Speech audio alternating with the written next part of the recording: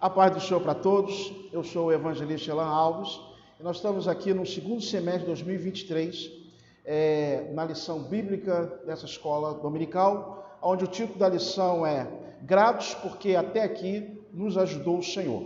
Texto áureo. Tomou então Samuel uma pedra e a pôs entre Mispa e Sem, lhe chamou pelo nome Ebenezer, dizendo, até aqui nos ajudou o Senhor.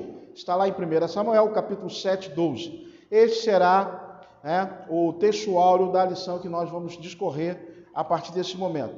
A verdade prática diz assim, foi o Senhor que, com a sua misericórdia, nos deu força para superar todos os desafios e por isso somos gratos. Baseado no tema da nossa igreja, onde fala sobre oração e gratidão, nós vamos discorrer durante essa aula a respeito da chamada de Deus ao profeta Samuel, ao jovem Samuel. O texto bíblico em classe se encontra em 1 Samuel 7, do 10 ao 15. Estarei lendo com vocês aqui. Diz assim, e aconteceu que, estando Samuel sacrificando o holocausto, os filisteus chegaram para pelejar contra os filhos de Israel. Mas o Senhor trovejou aquele dia com grande estrondo sobre os filisteus e os desbaratou de tal maneira que foram vencidos diante de Israel. Versículo 11. E saindo os filhos de Israel de Mispa, perseguiram os filisteus, ferindo-os até abaixo de Betcar, ou seja, casa de um cordeiro. Versículo 12, tomou então Samuel uma pedra e a pôs entre Mispa e Sem, e lhe chamou pelo nome Ebenezer, dizendo, até aqui nos ajudou o Senhor. Ou seja, até este exato momento, a mão de Deus esteve conosco para nos auxiliar e nos dar vitória. Versículo 13, foram, pois, os filisteus humilhados e não vieram mais ao termo de Israel. E a mão do Senhor foi contra os filisteus todos os dias de Samuel, e foram restituídos aos filhos de Israel as cidades que os filisteus tinham tomado dos israelitas, desde Ecrom até Gade, com os seus termos. E Israel as libertou da mão dos filisteus, e houve paz entre Israel e os amorreus. E julgou Samuel a Israel todo o tempo que viveu. Este foi o nosso texto áureo. O objetivo dessa nossa lição é fazer com que a oração sincera e constante tenha plena convicção que o Senhor nos for... Quero cortar aqui, por favor. Pode ser? Objetivo geral. Vou dar mais uma letra aqui. Pode? Objetivo geral. Através de uma oração sincera e constante, temos plena convicção que o Senhor nos fortalece para enfrentar as batalhas do dia a dia. E o inimigo de nossa alma pode ser sujeitado e não retornará mais, enquanto a nossa fé estiver em Cristo, o nosso Senhor. Assim somos agradecidos ao Senhor, nosso Deus, todos os dias da nossa vida. Ou seja, enquanto a nossa fé estiver em Cristo, em Deus, o inimigo da nossa alma, ele pode ser sujeitado sim. Ok? A introdução diz assim, os filhos de Israel foram até Samuel, o profeta, para que não cessasse de clamar a Deus por suas vidas, pois acreditavam que somente a mão de Deus poderia livrá-los do inimigo. O povo viu em Samuel uma liderança espiritual. É importantíssimo que aqueles que estão liderando tenham uma vida transparente e possam mostrar para aqueles que são liderados que eles têm uma intimidade, que eles têm um canal direto com Deus, aonde o Senhor, através deles, fale para o povo. Continuando, o livramento vem através de uma oração sincera. Deus sempre está pronto a nos atender quando o buscamos sem reserva. Essa lição tem o objetivo de nos levar a ser mais gratos a Deus. O melhor caminho até Deus é através da oração. Um coração quebrantado e contrito, Deus não desprezará. Salmo 51, 17. Mais uma vez, a melhor maneira de buscar a Deus é buscar a Ele sem reservas. entregando tudo, diretamente, sem mimimi, sem nenhum laço paralelo, diretamente a Deus. Foi assim que o jovem Samuel começou a sua vida. Vamos agora para o tópico de número 1. Preparai o vosso coração ao Senhor e só a Ele servir. O subtópico diz assim: oração, a chave que abre as portas do céu. O próprio profeta Samuel, ele é resultado de oração. A sua mãe Ana, segundo diz o texto, lá em 1 Samuel, capítulo 1, versículo 5, o próprio Senhor tinha fechado a madre de Ana, de tal maneira que ela não poderia gerar. Então, o próprio Samuel, o profeta, ele é resultado de oração. A sua mãe buscou a Deus incessantemente, pedindo a Deus uma resposta, através de uma gravidez, aonde ela dedicaria o seu filho a Deus. Primeiro tópico, oração. Quando servimos ao Senhor de todo o nosso coração e buscamos a Ele com sinceridade, o Senhor está pronto para atender a nossa oração. Outra coisa importante, Samuel, ele teve uma primazia na sua chamada, porque, primeiro, Samuel quis ser servo. É imprescindível que aquele que queira militar nesta obra, aquele que queira buscar a Deus, aquele que quer se aproximar de Deus, primeiro ponto, ele tem que aprender a ser servo. Servo não tem vontade, servo está pronto a servir a todo momento. Samuel, o jovem Samuel, ele começou a sua vida assim, sendo dedicado ao Senhor, trabalhando em prol do sumo sacerdote Eli, aonde ali, no tabernáculo, a sua mãe o deixou e ele começa então a sua vida espiritual. Primeiro, servindo ao profeta ou sacerdote, melhor, Eli, sumo sacerdote Eli. Ali, aos pés de Eli, ajudando a Eli, abrindo o templo, recepcionando as pessoas, Samuel aprendeu a ser servo. Primeiro, daquele que ele via, e logo em seguida, o Senhor o levou para outros lugares. Segundo subtópico, ouvindo as orientações de Deus. Não há progressão espiritual ou material sem a orientação de Deus. Com frequência pedimos que o Senhor controle a nossa vida sem nos fazer desistir dos nossos objetivos. Mas não foi assim que aconteceu com o sumo sacerdote Eli. Eli, no final já de sua liderança como sumo sacerdote de Israel, Deus avisou, mostrou, as consequências da sua desobediência e em seguida o Senhor agiu. Provavelmente Eli foi um excelente sacerdote, mas foi um mau pai. Ele apenas advertiu seus filhos, mas não ouviu as orientações de Deus. Os filhos precisam aprender que a palavra e as atitudes de seus pais andem juntas. O amor e a disciplina devem ser expressas e executadas. Eli foi um bom sacerdote, mas, por outro lado, ele pecou ao não ouvir a voz de Deus e não executar aquilo que Deus queria para os seus filhos. Eram trazidas constantemente até Eli casos de seus filhos que eram desobedientes, que manipulavam, que desobedeciam a ordem de Deus, e Eli, por amor a seus filhos, esquece de dar vazão àquilo que Deus falava. E com certeza o Senhor agiu. O bom pai é aquele que não só expressa aquilo que ele quer para os seus filhos, mas também ele tome atitudes. Nós, como cristãos, temos que tomar atitude. Nossos filhos, nossa casa, elas devem obedecer aquilo que Deus colocou para elas. E se não obedecer, nós temos que ser bem enfático. Executamos aquilo que Deus quer. Ok? Terceiro subtópico. A fé em Deus não pode ser substituída por amuletos. Vamos agora ao terceiro subtópico do primeiro tópico. Os israelitas reconheceram a santidade da arca, mas pensaram que ela propriamente, madeira e ouro, era sua fonte de poder. começaram a usá-la como amuleto da sorte, na esperança de que a protegessem de seus inimigos. Os filhos do sumo sacerdote Eli, Ofni e Finéia, profanaram o tabernáculo e entraram ilegalmente e removeram a arca.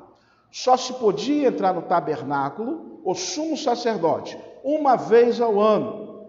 Levítico 16, 2 ao 4 vai falar isso. Um símbolo de Deus não gera, ou não garante, melhor, a sua presença e seu poder. Ou seja, levianamente, de maneira leviana, os filhos de Israel naquela ocasião, levando a arca, foi parecido com a adoração aos ídolos, achando que a arca em si traria para eles uma vitória, sem antes observarem a lei. E toda vez que nós fizermos isso, colocando algo que a gente acha que é um amuleto para nos dar vitória, a nossa derrota vai ser, com certeza, eficaz. Por quê? Nós não estamos colocando a nossa fé em Deus, e sim em alguns amuletos. Nós colocamos aqui, o Senhor usa o seu poder de acordo com a sua própria sabedoria e vontade. Por quê? Dele e por ele e para ele são todas as coisas. Glória, pois, a ele eternamente. Amém. Romanos 11, 36. O que nos torna homens ou mulheres de Deus não são nossos costumes, nossas roupas, nossos tempos, nossas frases de efeito pentecostais ou qualquer outro objeto que usamos. A nossa fé, a nossa devoção a Deus Todo-Poderoso vem de um coração quebrantado e um espírito voluntário para fazer valer a palavra de Deus, primeiro em nós e aos que estão ao nosso redor. Ou seja, não é a minha Bíblia aberta no meu carro que vai me trazer salvação, nem vai me trazer vitória. Não é a Bíblia aberta no Salmos 23, no Salmo 91. Também não é a minha roupa de crente. Não é a minha Bíblia embaixo do meu braço. Não é o meu terno, não é a minha gravata. O que vai me definir como homem de Deus ou mulher de Deus é quando eu passo a ouvir a voz de Deus através da sua palavra e coloco isso em prática na minha vida. Toda vez que eu pegar algum símbolo, seja ele apontado pela Bíblia ou não, e faço daquilo o meu amuleto, como se fosse o meu Deus, eu não vou conseguir chegar em lugar nenhum. Foi o que os filhos de Israel fizeram. Pegaram a arca da aliança de maneira errada e acharam que levando a arca, Deus estaria com eles ali. E eles já haviam profanado. Então Deus não está nesse negócio. Hoje em dia há muitas pessoas dizendo que são cristãs. Leem a Bíblia ou deixam a Bíblia aberta no carro. Tem pessoas que ressaltam o Salmo 91, o Salmo 23, 27, mas esquece do principal: ter Deus em vossos corações e buscar a Deus de maneira sincera, de maneira eficaz e sem reserva. Isto que faz a diferença entre aqueles que servem e aqueles que não servem a Deus. Tópico de número 2, gratidão em todas as circunstâncias. O subtópico 1 do tópico 2 diz assim: mesmo em meio à adversidade, ou seja, devemos ser gratos a Deus, mesmo em meio às adversidades. A recomendação do apóstolo Paulo é esta: regozijai-vos sempre, orai sem cessar, em tudo dai graça, não necessariamente por tudo, mas em tudo, porque esta é a vontade de Deus em Cristo Jesus para conosco. 1 Tessalonicenses, capítulo 5, versículo 18. Aconteça o que acontecer, sem importar quão negativa seja a circunstância, não devemos deixar de dar graças ao Senhor, já que esta é a vontade de Deus. Regozijar-se, orar sem cessar e ser grato a Deus. Este tipo de comportamento contraria as nossas inclinações naturais, pois somos levados pela nossa natureza carnal a não crer que vamos obter sucesso nas tribulações. A nossa carne sempre vai falar alto, e ela vai nos fazer desacreditar aquilo que a palavra de Deus nos diz. E pelos nossos olhos carnais, nós não vamos conquistar, porque a situação que estamos vivendo é totalmente adversa àquilo que a palavra diz. Mas quando nós cremos em Deus, colocamos a nossa confiança no Senhor, aonde não há porta, o Senhor faz aparecer uma porta.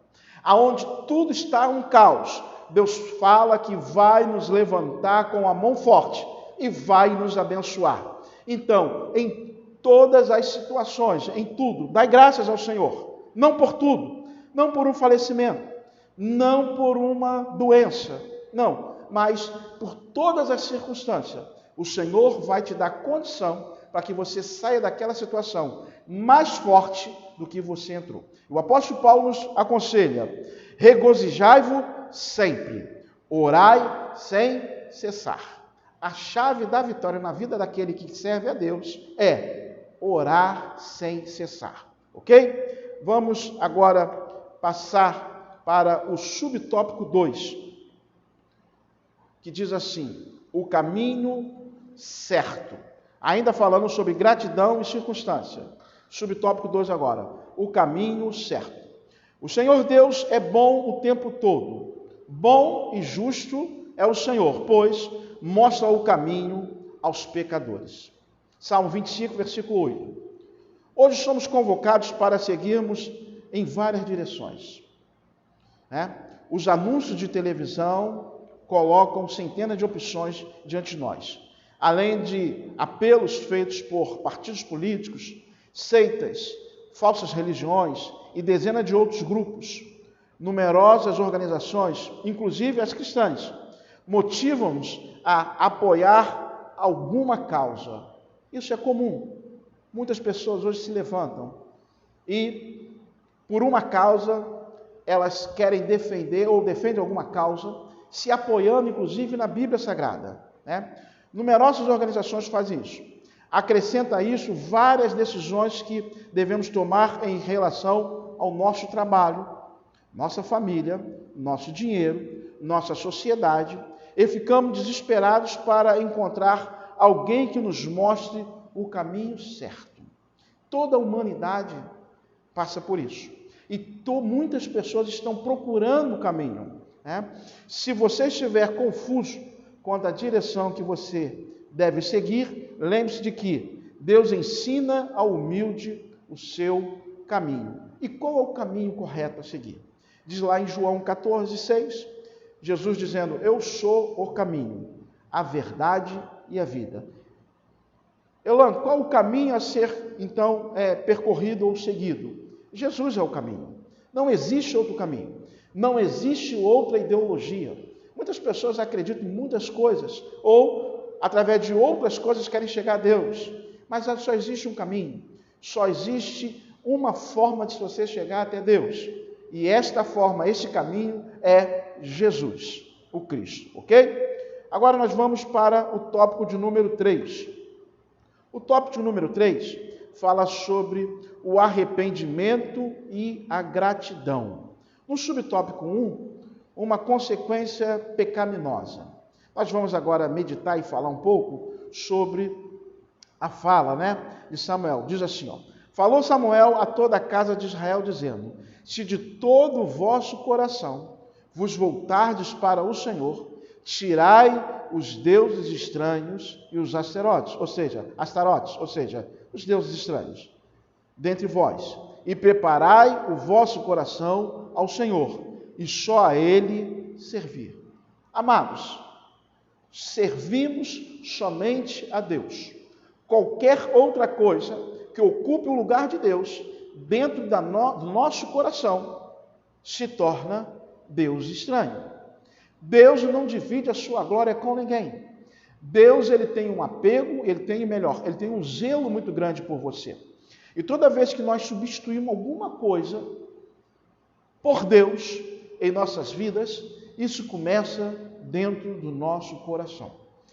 A passagem diz: mostre-me aonde está o teu coração, aí também estará o seu Deus. Tem pessoas que colocam um propósito no seu coração em ganhar dinheiro, estudam, se formam, fazem pós-graduação, doutorado, tudo isso é muito bom, mas não esqueça, Quem deve ocupar o primeiro lugar no seu coração é Deus. Se a sua faculdade for primazia na sua vida, o seu Deus é a sua faculdade. Se o seu trabalho estiver em primeiro lugar na sua vida, o seu Deus é o seu trabalho. Se o seu casamento estiver em primeiro lugar na sua vida, o seu Deus será o seu casamento. Ela nos aponta, ela fala muito bem, o seu coração deve estar totalmente voltado para Deus. Se o teu coração estiver em Deus, tudo aquilo que você for fazer, Deus vai te dar vitória. Deus vai te dar condições para você galgar mais e mais e mais e mais. Aonde está o teu coração? Aí então Samuel fala aqui para o povo de Israel.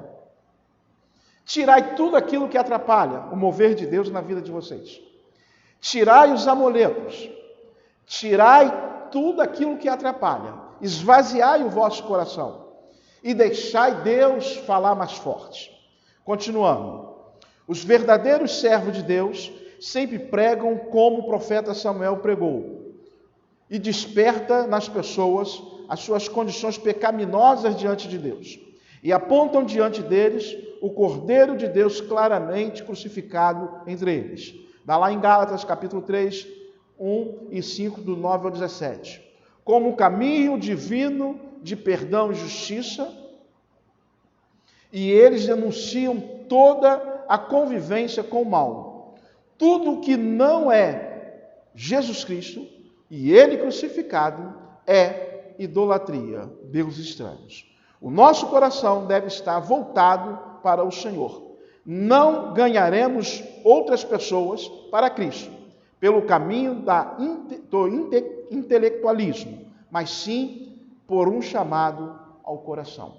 Por mais que você estude, por mais que você seja uma pessoa intelectual, uma pessoa culta, você não conquistará outras pessoas ou não anunciará o Evangelho a outras pessoas, senão através de Cristo Jesus.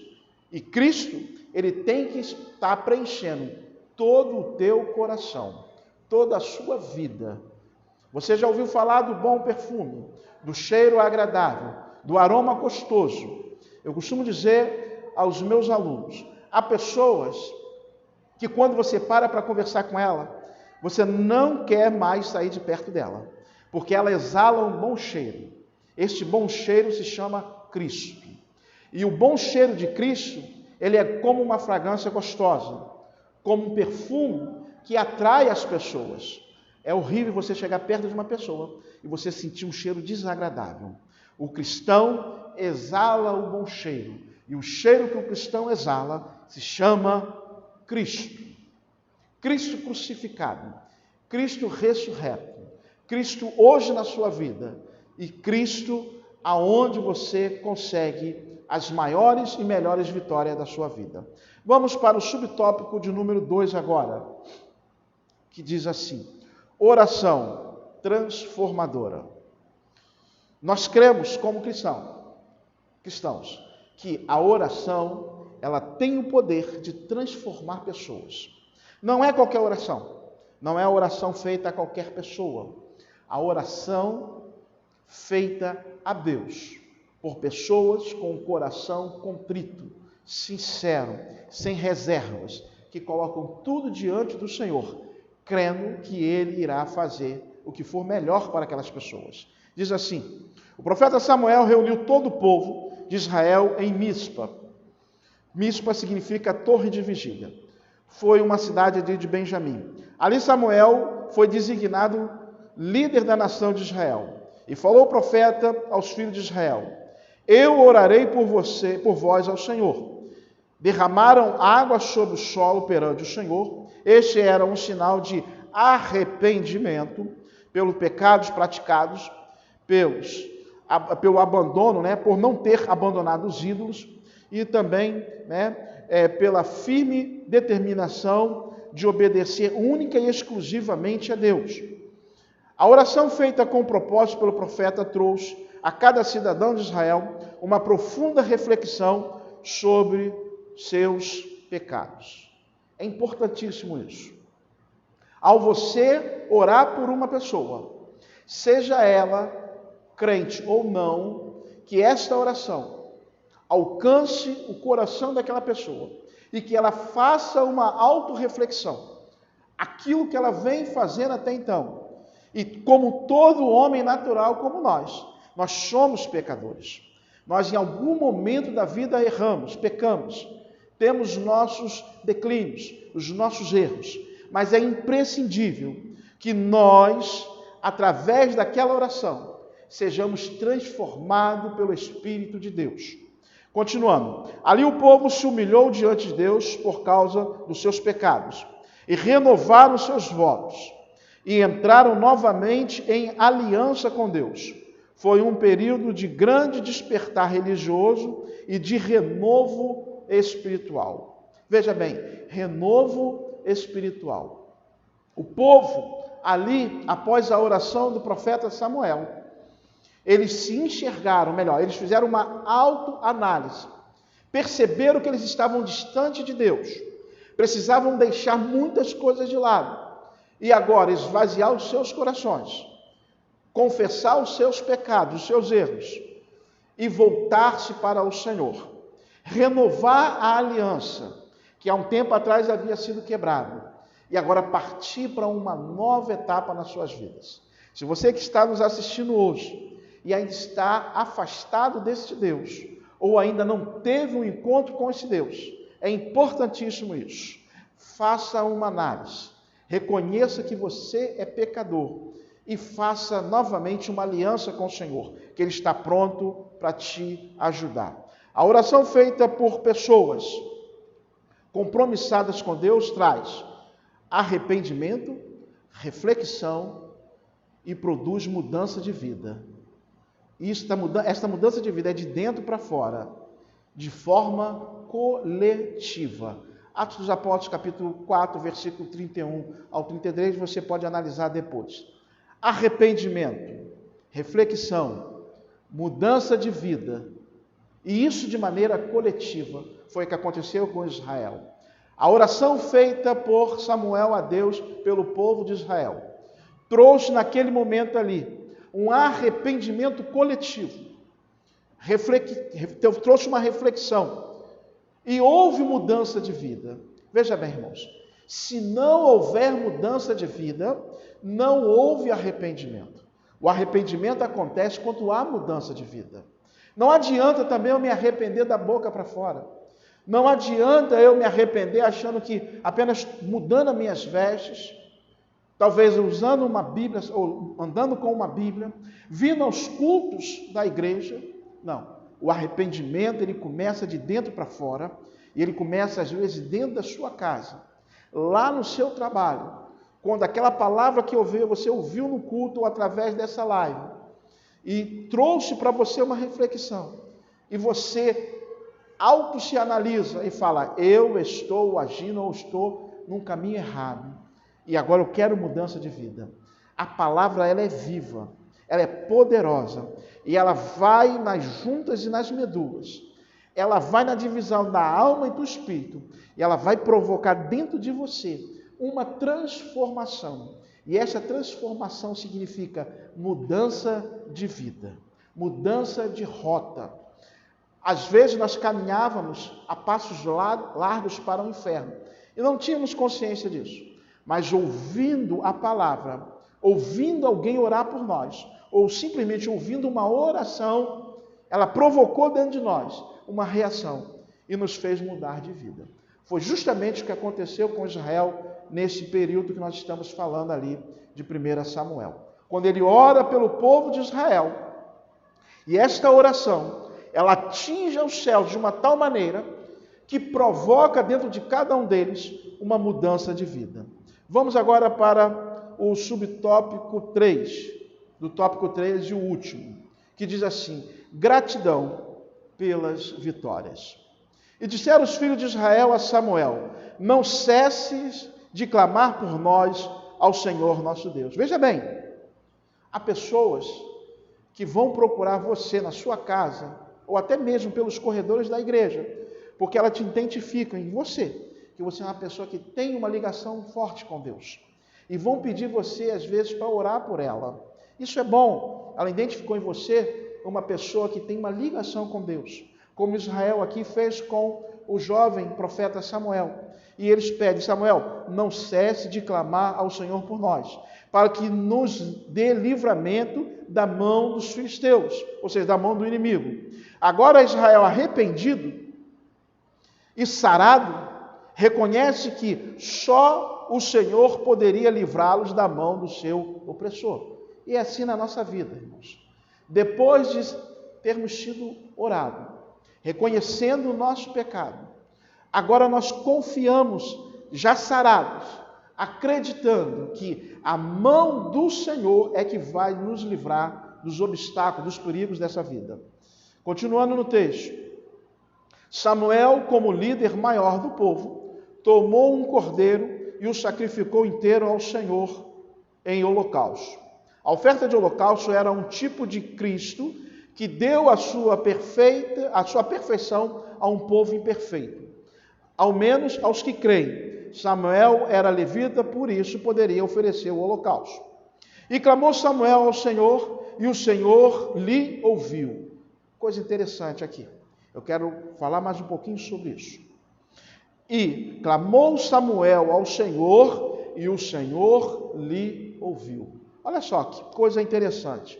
Me lembra aqui Daniel, ali na corte babilônica, quando se propôs em orar a Deus por tudo que estava acontecendo. A passagem bíblica diz que, no primeiro momento em que Daniel dobrou os seus joelhos para buscar a face do Senhor, o Senhor Deus ouviu e atendeu a oração de Daniel. Mais uma vez aqui, a Bíblia fala que Samuel ora ao Senhor, e o Senhor ouviu a sua oração. E estando Samuel sacrificando o holocausto, chegaram os filisteus para a peleja, mas o Senhor trovejou aquele dia com fortes trovejadas, e eles, os filisteus, ficaram completamente aterrorizados e foram vencidos diante de Israel. O Senhor mostrou que é com Israel. Então Samuel, em gratidão a Deus, diante do seu povo, do povo de Deus, tomou uma pedra e pôs entre Mispa e Sem. Ele chamou pelo nome Ebenezer, que quer dizer, ou dizendo melhor, até aqui, até este exato momento, nos ajudou o Senhor.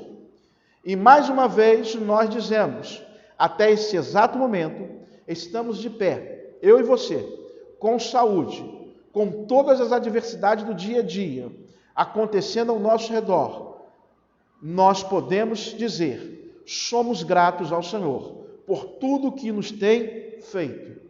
Ebenezer, até este exato momento, querido, você está de pé, você passou a Covid, você passou talvez por uma mesa de cirurgia, você passou por perdas como eu passei, onde perdi mãe, perdi pai, pessoas conhecidas, mas até este exato momento, a mão do Senhor tem nos sustentado. Nós estamos de pé, porque nós estamos na rocha. E que rocha é essa? Cristo, o nosso Senhor e o nosso Salvador. Somos gratos a Deus, porque através de uma vida sincera de oração, aonde a mão do Altíssimo tem nos alcançado e tem nos permanecido de pé, tem nos deixado de pé, para que a mão poderosa dele, através de nós, alcance outras pessoas.